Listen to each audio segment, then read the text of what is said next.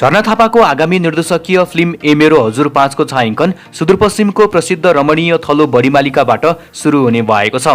सुदूरपश्चिमका लुकेका पर्यटकीय थलोलाई उजागर गर्ने प्रधानमन्त्री बालेन शाहको अभियानलाई सघाउन फिल्मको छायाङ्कन बडीमालिकाबाट गर्न लागेको जानकारी थापाले दिएका छन्। सामाजिक सञ्जालमा प्रधानमन्त्री बालेन शाह, कलाकार सुहाना थापा र अनमोल केसीको फोटो सेयर गर्दै झरनाले बडीमालिकामा छायाङ्कन गर्दा फिल्म मार्फत त्यहाँको पर्यटक प्रवर्धन गर्ने आशा लिएको बताएका छन्। उनका अनुसार 29 साउनदेखि छायाङ्कन सुरु हुँदैछ।